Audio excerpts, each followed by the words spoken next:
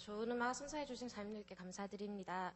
네, 다음은 성교극단 증인에서 뮤지컬 돌아온 탕자를 준비해 주셨습니다. 성교극단 증인은 2009년 복음의 감격으로 살아가던 배우들이 하나님의 사랑과 감동의 증인이 되기 위해 모인 공연단체입니다. 암전 후에 막이 오르면 즐겁게 감상해 주시면 되겠습니다.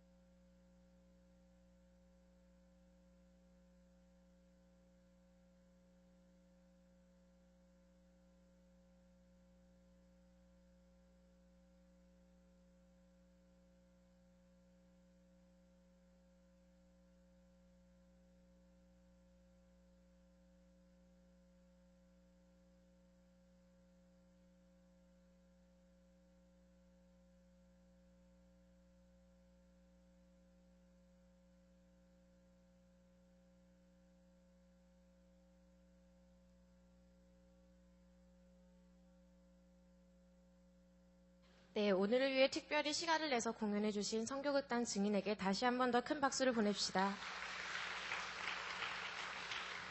네, 마지막으로 간증의 시간입니다. 간증자는 22기, 27세 이아름 자매이고요. 새가족으로 우리 교회에 오셔서 잘 정착하시고 지금까지 잘 나오고 계신 귀한 자매인데요.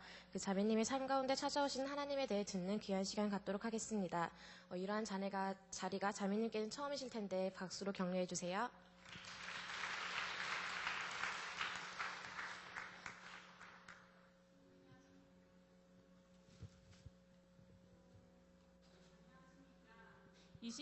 이아름입니다.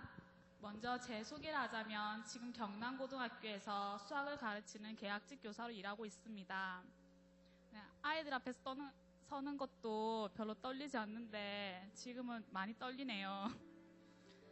제가 다시 하나님의 품으로 돌아온 지 3개월밖에 되지 않았는데 그동안 제게 일어났던 변화를 여러분과 함께 나누고자 합니다. 저는 기독교 가정에서 태어나서 어렸을 때 7년 정도 교회를 다녔습니다. 그런데 굳건한 믿음이 없었습니다. 제가 교회를 나가지 않게 되자 우리 가족들도 하나둘씩 교회를 나가지 않게 되었습니다. 하나님께서 제게 주신 달란트는 좋은 머리였습니다. 저는 어렸을 때부터 공부를 잘했고 부모님은 제가 의사가 되기를 원하셨습니다.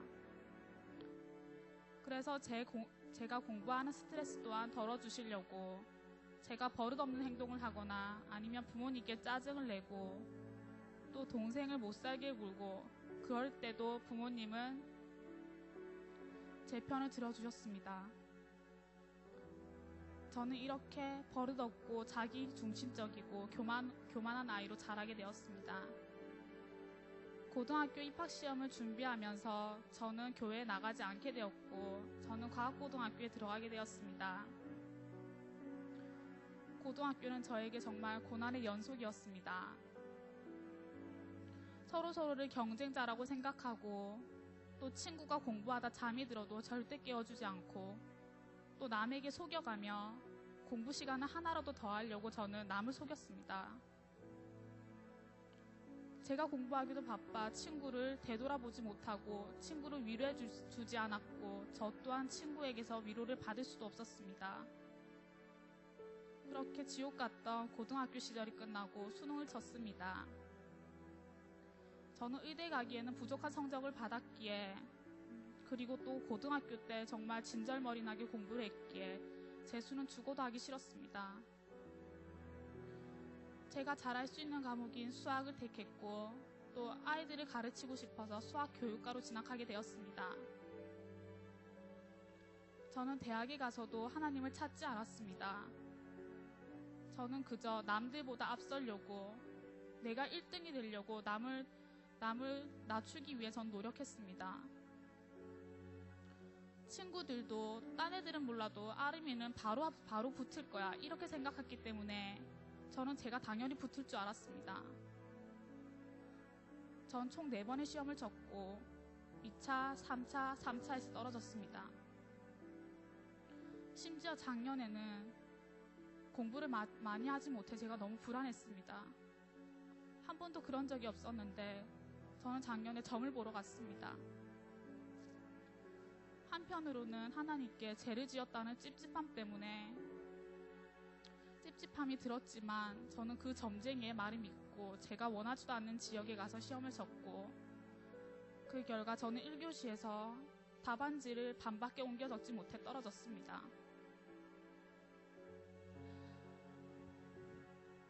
저는 그때 차라리 몰랐으면 억울하지도 않았을 텐데 답안지를 옮겨 적지 못해 떨어지니 너무나 괴로웠습니다. 그때 드는 생각이 사람 일로 아무리 노력해서 안 되는 것도 있구나.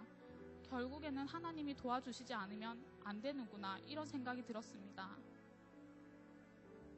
그리고 제 잘못을 회개하기 위해 저는 교회를 찾게 되었습니다. 처음에는 내가 교회를 다니고 하나님을 만나게 되면 얼마나 바뀔까 이런 생각에 자꾸 의구심이 들었습니다. 1주, 2주 교회를 다니다 보니 교회를 다니면서 우연히 성경책을 읽다 저에게 한 말씀이 제게 감동을 주었습니다. 사람이 자기의 일을 계획할지라도 그의 걸음을 인도하시는 이는 여호와시니라.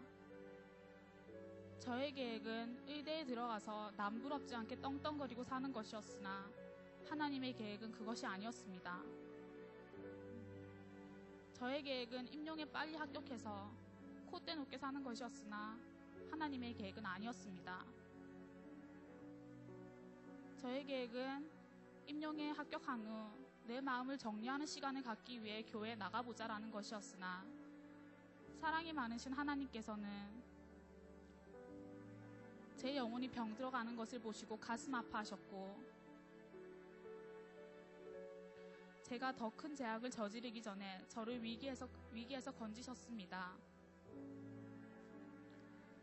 사랑하는 자여, 내 영혼이 잘된 같이 내가 범사에 잘되고 강건하기를 내가 간구하노라. 요한 3서의 말씀과 같이 하나님께서는 제 영혼이 병들어가는 것을 보시고 누구보다도 가슴 아파하셨고 제가 잘되게 하기 위해 하나님의 품으로 다시 불러들이셨습니다. 그렇게 저는 저를 위기에서 건지신 하나님의 계획에 순종하며 살기로 결심했습니다. 하나님을 만난 후 3달 동안 저에게 많은 변화가 생겼습니다. 제 관심사는 오로지 하나님뿐이게 되었고 제 마음속의 주인은 하나님으로 인정하게 되었습니다. 예전까지는 모든 일의 결정의 주체가 저였지만 이제는 하나님께 구하고 묻고 또 물었습니다. 아빠와 사이가 좋지 않을 때에도 저는 하나님께 간절히 기도했습니다. 아빠와 화해할 수 있는 기회를 만들어주세요, 하나님. 계속 그렇게 기도했더니 정말 아무 일도 없었다는 듯이 아빠와 화해할 수 있었습니다. 또 저희 반에 숙제를 해오지 않고 수업 시간에 맨날 엎드려 자고 저에게 말대꾸를 꼬박꼬박 하는 아이가 있었는데 저는 이 아이가 정말 처음에 미웠습니다. 왜 이 아이의 부모님은 애를 제대로 교육시키지 않았을까? 담임 선생님은 왜 제대로 혼내지 않아서 교과 시간까지 이렇게 힘들게 할까? 이런 생각에 담임 선생님과 그 아이의 부모를 원망했습니다. 하지만 저의 잘못을 깨닫고 하나님께 구하고 기도했습니다.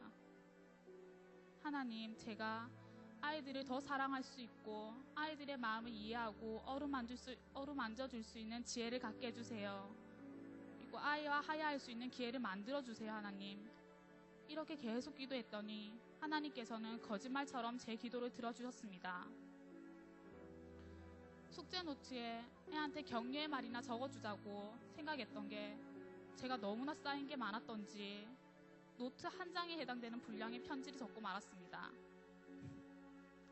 아이가 그것을 보고 선생님이 그동안 상처가 정말 컸구나. 이 선생님은 나를 이렇게 사랑하는데 내가 그동안 너무 철이 없었구나. 그렇게 생각하며 저희는 오해를 풀 수 있었고 지금은 저를 정말 좋아하는 학생이 되었습니다. 그런데 하나님께서는 아이만 변화시킨 것이 아니라 저 또한 변화시켰습니다. 그대로 저는 원망만 하며 살았을 텐데 아이의 마음을 더 이해할 수 있게 되었고 더 큰 사랑으로 아이를 감싸 안을 수 있게 되었습니다. 저에게도 반성할 기회를 주시고 저를 크게 가르치셨습니다. 저희 엄마가 옛날에는 절 보고 바늘로 찔러도 피 한 방울 안 나오래라고 했습니다. 그만큼 남 일에 관심이 없었고 남의 일에 가슴 아파할 줄 몰랐습니다. 저는 기도를 할 때에도 눈물을 흘린 적이 없었습니다. 그런데 어느 날 제가 다윗을 시기하는 사울에 관한 말씀을 듣고 처음으로 눈물을 흘렸습니다. 저는 시기하고 질투가 그렇게 큰 죄악인지 모르고 남을 시기하며 살았었는데 나보다 공부도 못했던 애가 왜 먼저 붙지 이렇게 생각하며 친구를 진심으로 축복해주지 않았습니다. 그런데 시기심은 마귀가 주는 증오의 언어이고 남을 진정으로 축복해줄 수 없는 사람은 하나님의 믿음을 실천하지 않는 사람이라는 말을 들었을 때 저는 제 자신이 너무나도 못나 보였습니다. 저는 제 잘못을 회개하고 친구에게 전화를 걸어 진심으로 축복의 말을 해줄 수 있는 사람이 되었습니다. 지금도 많은 학교 업무와 사랑스럽지만 가끔씩 제 속을 썩이는 아이들, 그리고 시험 준비로 인한 스트레스는 여전히 가지고 있지만 저는 하나님을 만나고 행복해졌습니다. 공부 시간이 작년에 비해서 줄었더라도 저는 작년처럼 불안해서 점을 보지 않습니다. 하나님께서 주신 제게 의지의 말씀, 이사야 41장 10절, 두려워하지 말라, 내가 너와 함께함이라. 놀라지 말라, 나는 내 하나님이 됨이라. 내가 너를 굳세게 하리라. 참으로 너를 도와주리라. 참으로 나의 의로운 오른손으로 너를 붙들리라. 이 말씀을 가지고 저는 하나님이 제 곁에 있어 주시기에 세상에 두려운 것이 없어졌습니다. 좋은 머리를 주시고 공부하는 데 어려움이 없게 하시며 큰 어려움 없이 자라게 해주심에 감사드립니다.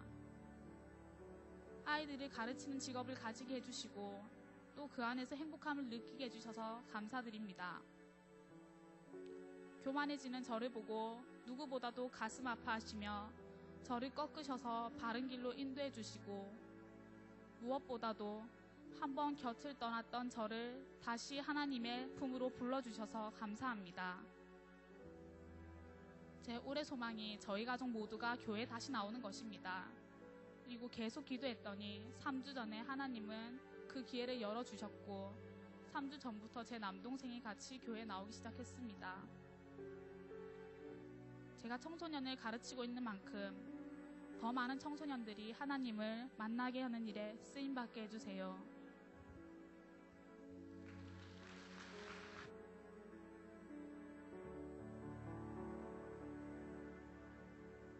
네, 간증 너무나 감사합니다. 저는 지금 청년부를 담당하고 있는 이성보 목사입니다. 저는 박수 안 쳐줘요?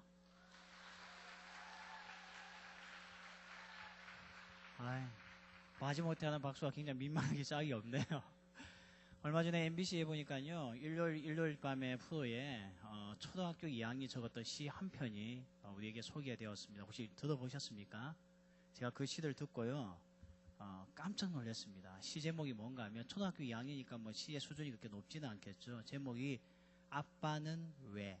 라고 하는 시였습니다. 제가 잠깐 읽어드릴게요. 짧은 시니까 초등학교 2학년이 무슨 산문을 적겠습니까? 아주 짧은 시인데요. 이렇게 시작합니다. 엄마가 있어서 좋다, 나를 이뻐해 주었어. 냉장고가 있어서 좋다, 나에게 먹을 것을 주었어. 강아지가 있어 좋다, 나랑 놀아 주었어. 아빠는 왜 있는지 모르겠다. 이게 시 내용이었어요. 이거 충격적이지 않습니까? 사실 집에 냉장고를 주는 것도 아빠인데 아이의 관점에서 보면 아빠는 이 세상에 왜 있는지 모르겠다는 거예요. 그만큼 요즘 우리 아이들이요, 아빠의 사랑을 잘 몰라요. 여러분은 아빠와의 어떤 관계 속에 살고 있습니까? 보면 대부분 다 아빠는 무서운 존재, 그리고 아빠는 왠지 보기 일만 하는 무관심한 존재, 이런 마음을 많이 가지다 보니까요, 아버지에 대한 어떤 이 관계에 있어서 굉장히 서먹한 분들이 많이 있습니다. 제 아내도요, 제가 처음에 결혼하기 위해서 인사하러 가지 않습니까? 처음에는 친척분이 나온 줄 알았어요. 너무 어색한 관계 속에 앉아있길래. 그만큼 아버지의 관계가 이렇게 편한 분들이 별로 없더라고요. 근데 오늘 우리가 하나님의 이 사랑을 오늘 이야기하려고 하는데, 하나님은 우리에게 아버지라고 소개하고 있다 보니까요, 우리가 참 이 사랑 많은 아버지들 경험하지 못한 사람들은 하나님이 아버지라는 단어가 굉장히 좀 거북하게 들릴 텐데, 오늘 제가 그 하나님의 사랑을 좀 이야기해 주려고 합니다. 아까 이번 뮤지컬 보셨죠? 그 집에 보니까 아버지가 있고 아들이 몇 명 있었습니까? 2명이 있었는데 항상 집에는 막내가 문제죠. 둘째가 애들 먹이기 시작했죠. 아버지에게 뭘 요구했냐면 돈을 달라고 하고 집으로 나갔습니다. 오늘 이 죄가 뭐냐면요, 이 죄는 우리가 아버지의 사랑을 생각하기 전에 죄가 먼저 생각해 봐야 되는데, 죄가 뭔가 하면 우리는 맨날 도덕죄만 이야기하죠. 거짓말 안 한다, 이거 다 거짓말 하죠. 거짓말 안 한다, 남을 속이지 않는다, 그런 것만 우리가 죄라고 생각하는데요, 사실 죄는 포인트가 거기 있는 게 아닙니다. 아버지를 거역하고 반역하는 게 죄죠. 어떤 분이 인터넷에 그런 글을 하나 올려놔서 제가 이번 주 중에 한번 읽어봤습니다. 이분이요, 외국에 3년 동안 이제 해외 지사의 파견을 받고 3년 동안 이제 외국에 나가게 되었어요. 이제 고민이 생겼습니다. 짐을 정리하다 보니까 지금 살고 있는 집을 어떻게 할까 고민을 하다가 집을 그냥 팔고 갈까 아니면 전세를 내줄까 고민하다가 가만 생각해 보니까 자기가 너무너무 아끼는 후배 한 명이 집이 없는 거예요. 그래서 그 후배에게 3년 동안 마음껏 살게 하자 싶어서 그 집을 이렇게 살게끔 공짜로서 마음껏 쓰게끔 내줬더니 이 후배가 열심히 이제 살게 될 기회가 주어진 겁니다. 그러면서 한 가지 부탁을 했는데 안방에 있는 금고만큼은 손대지 말라고 당부를 했거든요. 그러나서 이제 자기는 외국에 갔는데 이 후배가요. 그 집에서 마음껏 쓰는 거죠. 뭐 누가 이제 간섭할 사람이 있겠습니까? 주인은 외국 가고 없고요. 자, 그래서 이 후배가 마음껏 쓰다가 그 금고가 도대체 뭔지 너무 궁금해가지고 금고문을 오픈을 한번 해봤습니다. 그랬더니 그 안에 집 문서가 있다는 걸 알게 되었어요. 그래서 이 후배가요, 그 집 문서를 가지고 도망을 쳤다는 겁니다. 그런 글이 인터넷에 올라와 있더라고요. 여러분 기분이 좋아요, 나빠요? 굉장히 나쁘죠. 너무 기분이 나쁜 걸 넘어서 속상할 겁니다. 이게 반역이죠. 이게 죄라는 겁니다. 오늘 그 둘째 아들이 아버지에게 와서 돈을 달라고 했잖아요. 그 돈은 무슨 돈입니까? 용돈이 아니고 아버지의 재산이죠. 아버지의 재산이라는 것은 아버지의 목숨을 달라고 한 것과 똑같은 거지 않습니까? 이게 죄였던 겁니다. 그러니까 우리가 오늘 하나님 앞에서요. 하나님께서 우리에게 주신 것들 얼마나 많이 있습니까? 오늘 하나님께서 여러분에게 뭘 주셨습니까? 건강 주셨죠? 우리에게 뭘 주셨습니까? 젊음을 주셨죠? 우리가 또 뭘 주셨죠? 시간을 주셨죠? 또 우리에게 뭘 주셨습니까? 남들이 가지고 있지 못한 은사를 주셨죠? 탤런트를 주셨지 않습니까? 이거 어디에 쓰고 있어요? 다 보면 자기 것이 그냥 쓰고 있지 않습니까? 이게 바로 오늘 반역이고 죄라는 겁니다.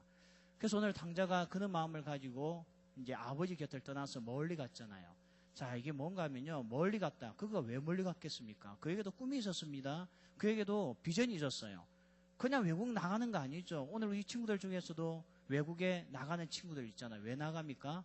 어떻게 나갑니까? 다 꿈을 가지고 나갑니다. 내가 갔다가 돌아오면 영어가 굉장히 유창해지겠지 하는 꿈을 가지고 있는 거죠. 내가 갔다 오고 있으면 내 찌질한 친구들보다는 한 단계 내가 업그레이드 돼 있겠지. 꿈을 가지고 나가지. 그냥 외국 나서면 아무도 없습니다. 아까 우리가 보았던 그 뮤지컬에 나오는 둘째 아들도 꿈이 있었기 때문에 나간 거지 그냥 아버지가 꼴보시해서 나간 건 절대 아닌 것 같아요. 근데 그의 결과는 어떻게 됐습니까? 다 망하고 다 잃어버리고 고통 가운데 살게 되었지 않습니까? 그래서 죄의 결과가 뭔가 하면요. 이같이 불안 가운데 살 수밖에 없는 거예요. 아버지 밑에 있을 때 여러분 걱정이 뭐가 있습니까? 저는 결혼하고 나서 깜짝 놀랐습니다. 결혼하면 너무너무 좋은 줄 알았거든요. 좋아요. 진짜 좋아요. 여러분, 제가 결혼을 권유합니다. 근데 놀라운 사실은요. 그때부터 돈이 다 내 호주머니에서 나가는 거 있죠. 이전까지의 전화요금은 다 부모님의 몫이었습니다. 이전까지의 전기세는 다 누구의 몫이었죠? 엄마 아빠의 몫이었습니다. 그래서 대부분 다 선풍기도 안 끄고 에어컨도 안 끄고 전기장판도 안 끄잖아요. 지금도 이 사람은 우리 집안에 끊어지고 있지 않습니다. 오늘도 아침에 전기장판 때문에 또 싸우고 시작하는 거예요. 근데 결혼하니까 전기세가 내가 내는 거 있죠. 저는 세금이 있는 줄도 몰랐습니다. 알고 보니까 주민세가 있더라고요. 이 땅에 산다는 이유 때문에. 모든 것이 다 누구 앞으로 옵니까? 내 앞으로 오기 시작하는 거예요. 그러다 보니까 그다음부터 돈 쓰는 데 있어서요. 삶이 쫀쫀해지기 시작해요.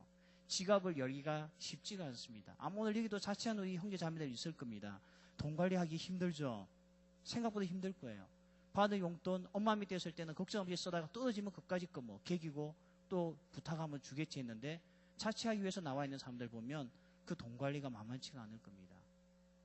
그러니까 하나님 아버지를 떠나고 나니까 어떻게 됩니까? 부모를 떠나고 나니까 불안하고 초조한 거예요. 동물왕국에 보니까요. 참 재미난 장면이 하나 나왔습니다. 사슴이 물을 먹어요. 사슴이 물을 먹는데 사슴은 물을 먹을 때에 고개를 쳐박고 먹지 않습니다. 고개를 숙여서 물을 먹고 나서 어떻게 하냐면 좌우를 두리번거리죠. 왜요? 불안하니까. 언제 맹수가 와서 자기를 잡아갈지 모르니까요. 물 하나를 먹어도 마셔도 불안하기 짝이 없는 거예요. 근데 보니까 양은요. 한 장면에 양이 물을 먹는 장면인데 양은 머리를 쳐박고 머리가 이제 대가리를 쳐박고 물을 먹기 시작한 거예요. 그들은 좌우를 살피지 않습니다. 오직 물 마시는 데만 초점을 두고 있는 거예요. 차이점이 뭘까요? 양은 반드시 목자가 있거든요. 목자가 그 주변을 지켜주고 있기 때문에 양은 불안이 없는 거예요. 그러니까 물을 하나 마셔도 어떻게 마십니까? 편안하게 마음껏 마시고 싶은 만큼 마시고 가는 겁니다. 근데 사슴은 보호자가 없어요.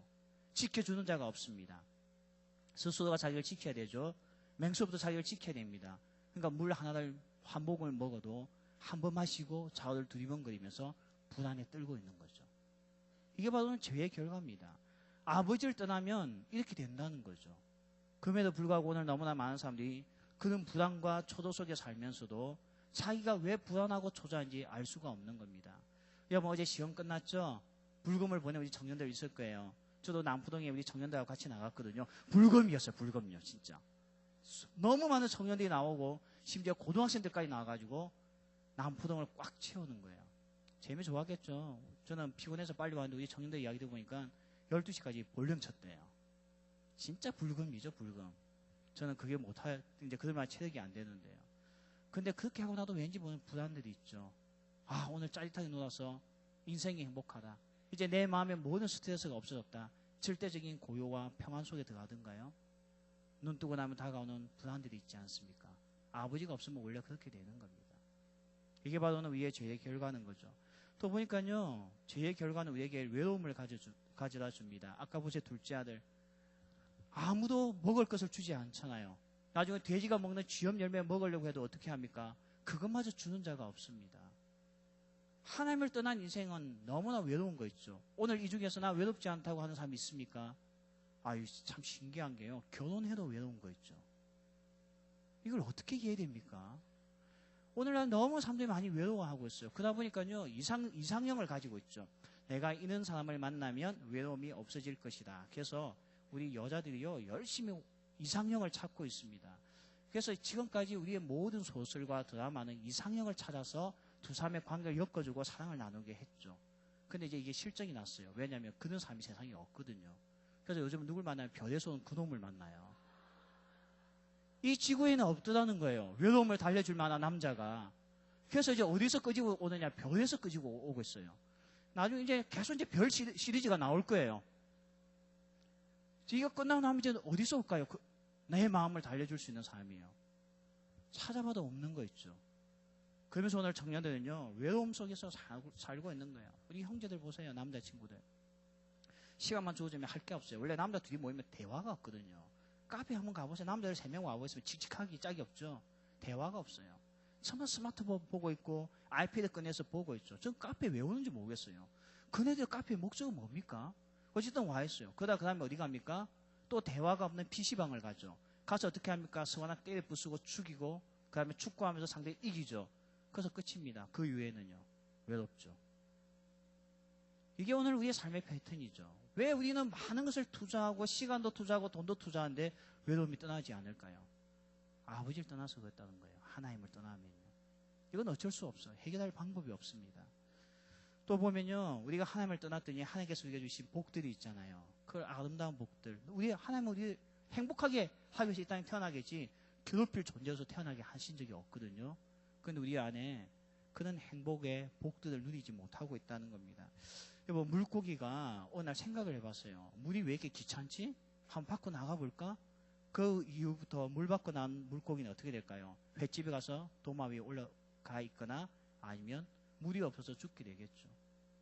오늘 우리는요, 하나님의 존재가 하나님의 아버지 안에 있다는 것이 귀찮게 여겨질 때가 있습니다. 우리 교회 다니는 청년들도 마찬가지예요. 전애들도요, 토요 기도에 나와 하면 굉장히 짜증냅니다. 그래서 저 짜증을 달래주기 위해서 우리는 벌금을 먹이고 있거든요. 주일날 교회 오는 거 어떤 데는 참 싫을 때가 있습니다. 여러분 시험기간 때 한번 보세요. 시험기간 때 교회 나니까 좋아요? 굉장히 부담스럽죠. 그래서 지난주 몇 명 결석했습니다. 이제 시험 끝나고 나니까 오네요. 우리에게 신앙생활이 어떤 데는 굉장히 교회를 왜 다니고 있지? 저 사람들 왜 이렇게 하고 있지? 이해가 안 될 때가 있습니다. 그런데 기억하십시오. 떠나면 죽는 거예요. 물고기가 물을 떠나면 죽을 수밖에 없는 거죠. 이번에 한번 여러분 아마 세월호 사건 때문에 침몰 때문에 아마 여러분들 마음이 다 우울했을 겁니다. 저도 텔레비전 보면서 참 많이 울었어요. 우리 딸이 고1이거든요. 내년 되면 고2가 되잖아요. 남일 같지가 않더라고요. 그리고 거기서 울고 불고 하는 엄마 아빠들 다 저하고 나이가 비슷한 사람들입니다.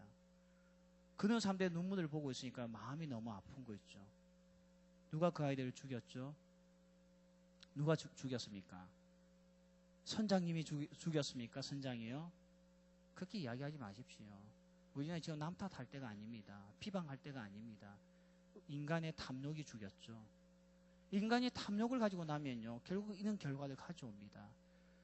이번 세월호의 침몰은 배 한 대의 침몰이지만 사실은요, 지금도 침몰될 배들이 한두 개가 아닐 겁니다. 어떻게 보면 그들 입장에서 보면 재수 나빴던 거죠.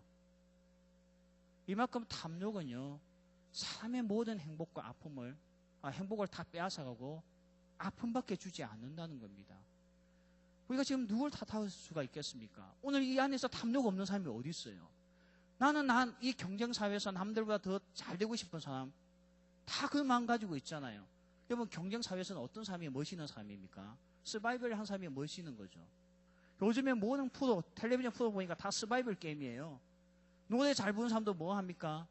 그냥 시시하게 인데 나와서 노래 부르지 않습니다. 어디 갑니까? 서바이벌 게임이 존재하는 곳에 나가서 실력을 겨뤄보는 거죠. 그거 한번 저도 봤더니요, 비참하대요. 날카롭게 깨기 시작하대요. 그래도 불구하고 그게 나가고 싶어가지고 엄청난 청년들이 대기하고 있는 거예요. 장애 우리 청년 한 명도 나가지고 부끄럽게 떨어졌어요. 나 떨어질 줄 알았다니까요. 그의 실력을 보고요. 이 경쟁사회에서 생존한다는 건 쉬운 게 아닙니다. 그 생존했다는 건 뭡니까? 잘했다는 뜻이죠. 그렇게 보면요, 침몰하는 배에서 생존한 선장 잘한 겁니다. 경쟁사회의 관점에서 본다면요, 우리가 갑자기 도덕과 윤리를 갖다 대니까 그 사람이 나빠 보이죠. 근데 인간의 탐욕과 탐심의 경쟁적인 관계에서 본다면 그 사람 잘 살아 버틴 거죠. 현명한 거죠, 어떻게 보면. 언제부터 우리가 도덕적이었다고요? 언제부터 우리가 남을 위해서 살아왔다고요? 지금까지 우리가 얼마나 남을 위해서 생각하며 살아왔습니까? 안 했잖아요. 우리는 늘 나 중심의 생각을 하고 살아왔잖아요. 그랬던 우리가 그 선장에게 돌을 던져서 뭐 하겠습니까? 오늘 인간의 탐욕은요, 이렇게 많은 사람들을 죽이게 된다는 겁니다. 이번 주 페이스북을 보니까요, 저도 페이스북 하거든요. 064747 네이버닷컴이 저의 그 페이스북의 아이디입니다. 혹시 관심 있으신 분은 들어오시기 바랍니다. 저는 글을 거의 적지 않아요. 안 적고 거의 애들 거 몰래 살펴봅니다. 근데 보니까요, 지금 모든 페이스북에 나오고 이제 일종관계 맺고 있는, 친구 맺게 하고 있는 우리 청년들의 대부분의 페이스북 내용은, 이전에는 딱 내용이 하나였거든요. 먹는 거. 어제 먹는 사진밖에 없었어요. 근데 요즘에 세월호 침몰 이후에 좀 내용이 바뀌었더라고요. 근데 전부 다 비방이죠. 그러면서 어디서 그런 정보를 가지고 왔는지 다 스크랩해서 이렇게 올리는데, 이번 주 제 마음에 딱 와닿았던 하나의 페이스북에 글이 하나 있었는데, 우리 청년이 적은 거 아닙니다. 그것도 어디서 스크랩해 온 거죠. 해왔는데 어떤 내용이냐면 그런 내용이었어요. 제목이 뭔가 하면요, 제가 잠시 제목을 알려드릴게요. 제목이 뭐냐면 이제 학원 안 다녀도 돼. 여러분 읽어보셨죠? 어떤 어머니가 적었던 글입니다. 더 이상 아이들을 학원에 보내야 될 이유를 모르는 거예요. 이 침몰 사건 이후에. 왜 우리 아이들을 뺑뺑이 돌리고 지금까지 살겠나? 학원에 밤늦게까지 뺑뺑이 돌리다가 밤에 와서 지쳐서 자는 아이. 아침에 눈 뜨면 또 학교 가고, 학교 마치면 또 학원에서 뺑뺑이 돌다가 밤 12시 들어와서 간단하게 간식 먹고 또 잠자는 아이. 그냥 그렇게 뺑뺑이 도는 그게 이제 무슨 의미가 있을까? 아이가 침몰 당하고 나서 죽고 나서 보니까요, 그건 아무 의미가 없어요. 이거 보세요, 이번에. 침몰 당해서 저 바다 깊은 곳에 있는 아들과 딸을 바라보면서 엄마들의 울부짖음이 뭡니까? 제발 살아서 오라는 거지. 얘야, 학원 언제 갈래? 엄마가 이번에 너에게 과외비 엄청 지불했는데 너 지금 빨리 거기서 안 나오면 어떡해? 그것 때문에 옵니까? 그냥 엄마 아빠가 아무도 없는 거 있죠. 모두가 다 그냥 부르짖고 있는 하나는 제발 살아서 엄마하고 만나자는 거예요. 그러면서 인터뷰했던 내용을 들어보니까 그 내용이 태반 아닙니까? 우리 아이하고 손 한 번만 더 잡아봤으면, 우리 아이하고 밥 한 번만 더 먹어봤으면, 우리 아이가 그렇게 좋아하는 영화 같이 한 번만 더 봐줬으면, 우리 아이가 좋아하는 레스토랑에 한 번만 더 가봤으면, 전부 다 그게 엄마 아빠의 마음속에 후회도 남았지, 이놈 자식 이 좋은 학원 이제 어떻게 하나, 그것을 걱정하는 엄마 아무도 없는 거 있죠. 세월호 침몰 사건은 우리에게 아픔도 주었지만 하나 교훈을 줬습니다. 삶의 본질이 뭔지 알려줬죠. 알고 보니까 학원 가서 성적 좋아지는 거 별 의미가 없는 거였죠. 죽음 앞에. 오늘 보세요. 인간의 탐욕은요, 본질을 보게 하는 게 아니고 비본질을 보게 합니다. 여러분, 가정의 본질이 뭐예요? 가정의 본질은 사랑 아닙니까? 한 상에 둘러 앉아서 한 가족 함께 밥을 먹으면서 사랑을 나누고 대화하고 이해하고 받아주고 또한 길잡이 역할을 해주고, 이게 가정 아닙니까? 오늘날 가정 어때요? 아빠는 돈 벌기 바쁘고 아이는 학원에서 뺑뺑이 돌기 바쁘고, 여러분은 무조건 취업하기 위해서 도서관에 학원 다니면서 자격증 따기 바쁘고, 그러다가 침몰되고 나니까 아무 의미가 없는 거예요. 저는 이번에 세월호의 침몰은 우리에게 아픔이지만 본질을 생각해 주는 것 같아요. 그래서 그 어머니는 페이스북에 학원 이제 더 이상 안 다녀도 돼. 학원 갈 시간에 아빠하고 더 같이 시간 보내고, 엄마하고 같이 더 시간 보내고, 너가 좋아하는 영화 같이 보고, 너가 좋아하는 아이스크림 같이 먹으면서 이야기하는 게 더 우선이라는 것을 그 엄마는 깨닫고요. 학원 안 다녀도 돼 라고 하는 글을 올렸는데, 이게 얼마나 많은 사람들의 마음에 공감이 되었던지 정말 수십만 건의 공유가 이루어졌다는 겁니다. 보세요. 우리의 탐욕은요, 본질을 뭡니까? 망각하게 만들어요. 뭐가 우리 인생에 가장 중요한지 모르게 만들죠. 이게 오늘 죄의 결과라는 겁니다. 근데 오늘 하나님께서는요, 이런 우리에게 본질을 잃어버리고 불안과 초조 속에, 외로움 속에 살고 있는 우리에게 이 관계를 그냥 내버리고 싶어 하지 않습니다. 그래서 어떻게 합니까? 우리가 오늘 아까 연극 봤듯이 당자가 어떻게 해서 배고픈 당자가요? 원래 성경에 당자라는 말이 안 나와요. 그냥 우리가 한자로서 당자하는데, 왜 그 둘째 아들이 다시 집으로 돌아옵니까? 아버지가 생각이 난 거죠. 사랑의 아버지가 생각이 났다는 겁니다. 우리가 오늘 이 모든 거, 외로움과 그 다음에 아까 불안과 초조와 그거 본질을 상실해버린 비본질에 빠져있는 우리의 이 힘든 인생에 본질을 회복할 수 있는 것은요, 아버지께 돌아오는 거예요. 당자가 가장 심플한 걸 오랜 시간 끝에 발견했죠. 배고프면 빨리 집에 가면 되죠. 아니, 돈 떨어지면 빨리 집에 가면 되는 거죠. 근데 당자는요, 엄청난 고생을 하다가 그 사실을 발견했습니다. 오늘 우리 인생 얼마나 더 고생해야 우리가 아버지를 생각하겠습니까? 오늘 하나님 앞에 돌아가는 것이 가장 현명한 방법이거든요. 그런데 오늘날 사람들이 하나님을 믿으세요, 교회 나오세요 이렇게 하면요, 요즘 젊은이들 기독교를 다 개독교로 알고 있기 때문에 굉장히 싫어합니다. 기독교가 왜 개독교가 됐을까? 여러분, 왜 그렇게 개독교가 됐습니까? 내가 개같이 생겼습니까? 근데 왜 우리는 자꾸 이 세상, 이 땅에 있는 교회를 향해서 개독교라고 이야기합니까? 그 이유가 오늘 아까 우리가 봤던 연극 안에 다 있죠. 첫째 아들 때문이에요. 첫째 아들. 아까 보세요. 둘째 아들 돌아오니까 첫째 아들이 어떻게 합니까? 열받아 있죠. 화를 내죠. 아빠는 왜 저에게 잘해주냐고 아버지 마음에 또 몫을 받죠. 교회 안에 첫째 아들이 있다니까요. 실제로 이런 사건이 하나 있었습니다. 1991년도 7월 달에 미국에 한 명의 남자가 있었는데, 이름이 제프리 다머라고 하는 청년이 있었어요. 제프리 다머가 왜 이렇게 우리에게 지금 생각이 부각되어지냐면요, 이 친구는 굉장히 잔인한 살인범이었습니다. 17명의 여자들 성추행을 하고 성폭행을 하고 17명의 여자를 다 죽였습니다. 성폭행을 죽여놓고 토막을 내놓고 그 토막했던 몸뚱아리를 냉장고 안에 넣어두고 그 냉장고에 있는 인육을 끄집어내어서 생명을 유지했던 인물이 다머라고 하는 청년이었어요. 그러니까 우리나라에 이 정도의 범죄자는 없죠. 그래서 이 세계가 완전히 엄청난 충격에 빠졌죠. 근데 이 청년이 잡혀서 감옥을 갔습니다. 감옥을 갔는데요, 어떤 일이 펼쳐졌냐면, 감옥에서 이 청년이 예수님을 믿었어요. 예수님을 믿고 하나님의 사랑을 경험하기 시작했습니다. 이 보도가 미국 전역에 퍼지기 시작했다는 거예요. 여러분, 오늘날 누가 예수 믿었다고 신문에 나지 않습니다. 오늘 여러분 혹시 여기 와가지고 갑자기 마음이 울컥해서 예수 믿겠다 해도 신문에 나지 않아요. 페이스북에도 올라오지 않으니까 걱정하지 마세요. 근데 다모가 예수님을 믿는다는 그 소문이 언론을 통해서 나오면서 미국 사회가 비판이 일어나기 시작했습니다.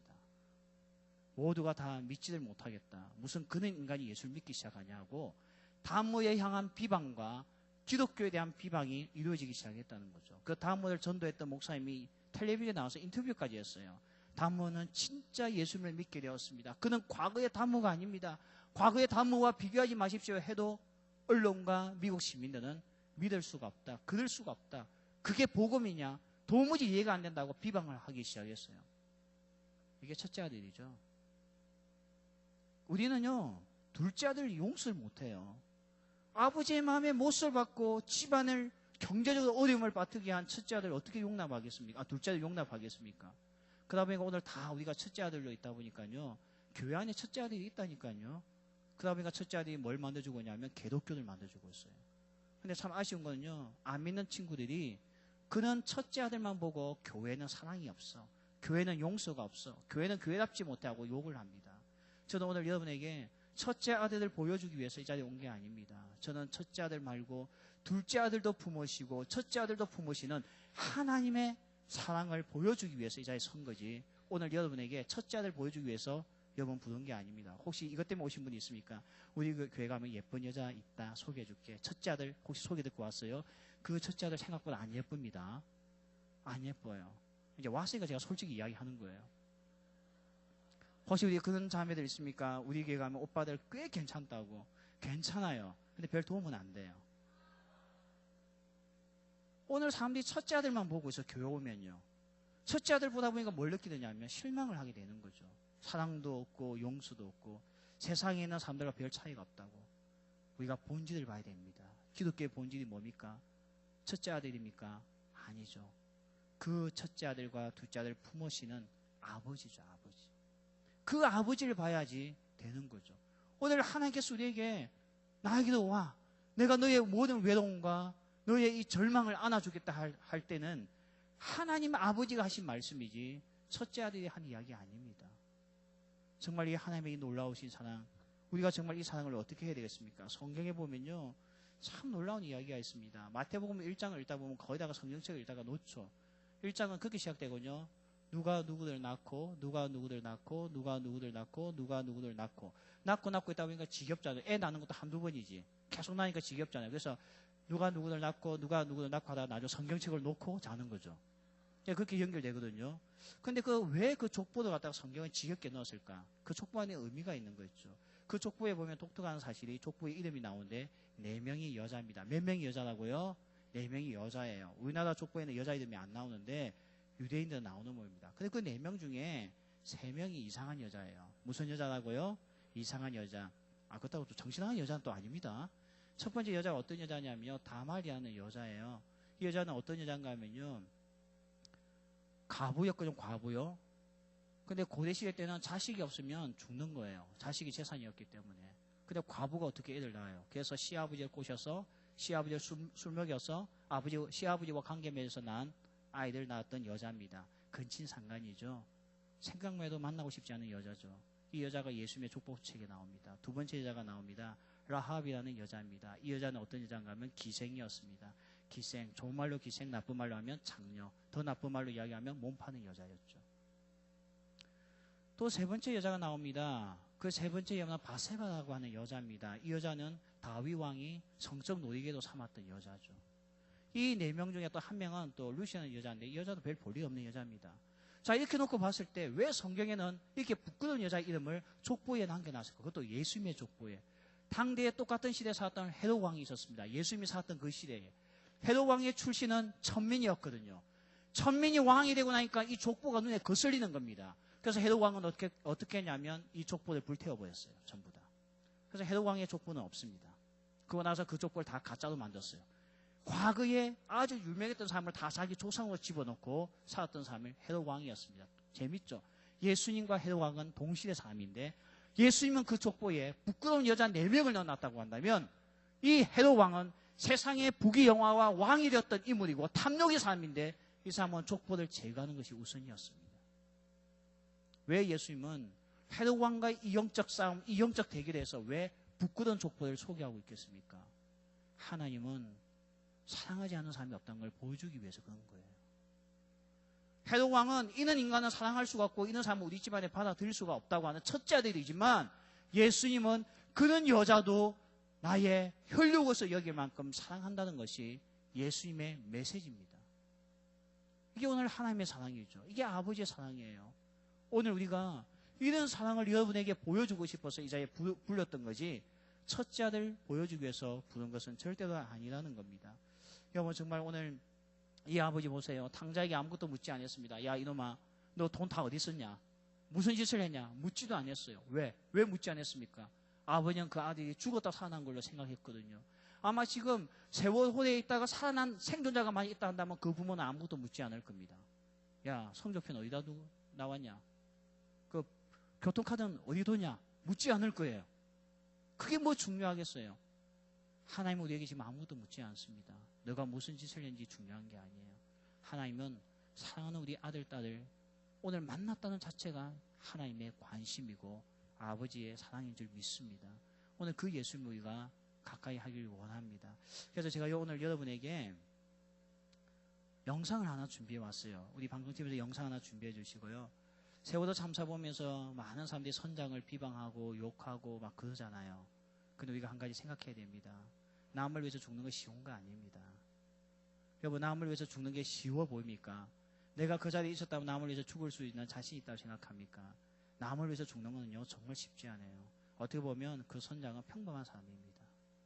위인은 되지 못했죠. 그냥 평범할 뿐이지 대통령이 그런 말 하면 안 되죠. 살인자라고요. 그 정도의 삶은 아닙니다. 그냥 우리들의 모습이에요. 우리의 모습이었어요. 근데 오늘 예수님은 보십시오. 하나님은요 정말 어떻게 보면 족보에도 이름 올리지 못할 부족한 우리들을 위해서 자기의 사랑하는 아들 죽음에 내놓으신 분 아닙니까? 이게 아버지의 사랑입니다. 이게 하나님의 사랑이죠.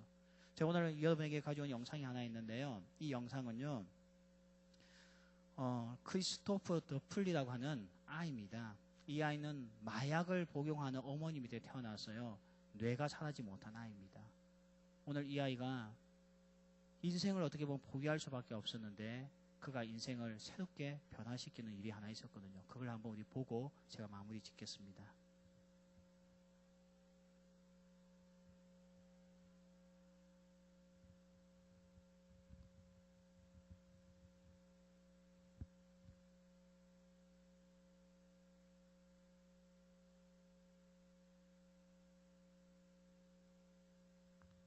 여기 영상이 안 나오는데요. 그냥 여러분 인터넷에서 검색해서 보세요.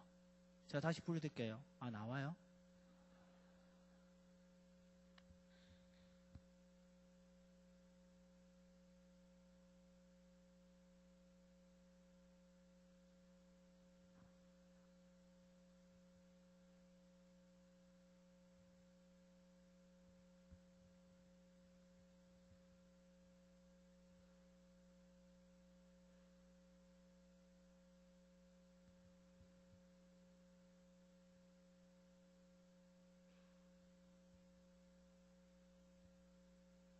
예, 됐습니다. 벌써 이 첫째 아들 수준이 이거밖에 안 돼요. 예, 여러분 너무 촌스럽다고 생각하지 마시고, 부족하구나 그냥 생각하시면 됩니다. 자, 오늘, 하나님께서 우리에게 이와 같이 방황하지 말라는 거예요. 더 이상 힘들게 살지 말라는 겁니다.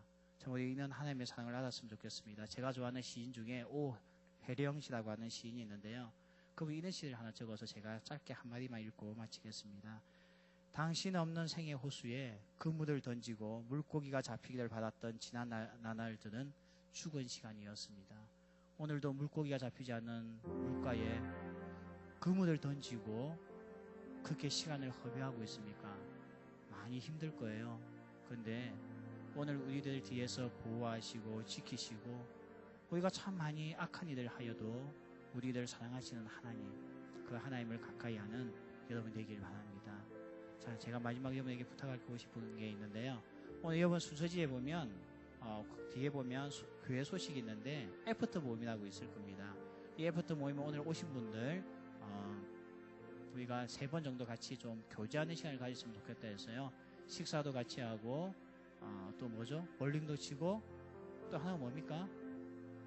그래서 영화도 보고 이런 시간을 좀 가졌으면 좋겠다고 우리 새가족팀에서 올려놓은 거예요. 그래서 여러분들 오늘 목장 모임에 가셔서 목자들에게 여러분을 지도하는 사람들에게 이야기해주면 이 모임에 참석할 수 있으니까요. 제 마음은 다 참석하기를 원합니다. 우리 기도하겠습니다.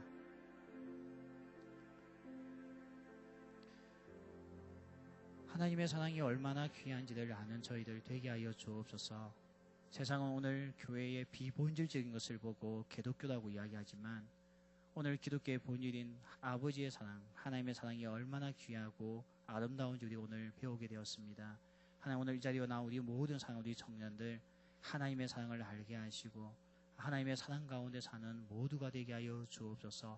주 예수 그리스도의 은혜와 하나님의 사랑과 성령의 교통하심이 오늘 우리에게 주신 주의 말씀을 듣고 하나님을 사랑하며 하나님께로 돌아오겠다고 다짐한 사랑하는 모든 형제 자매들 머리 위에 지금부터 영원까지 함께 있을지어다.